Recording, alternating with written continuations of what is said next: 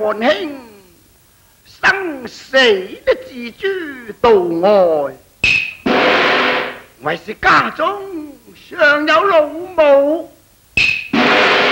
當我死了之後，敢發大書一封，千萬莫將他老人家嚇壞，請上受我拜託。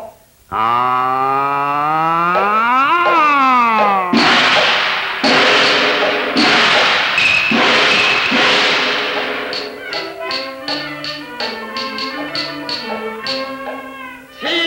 祈安慰我良親，縱死糾纏當命感，知君原是熱心人。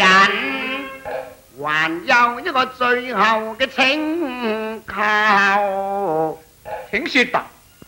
能否令我與朱廉秀兩個人面談心困啊？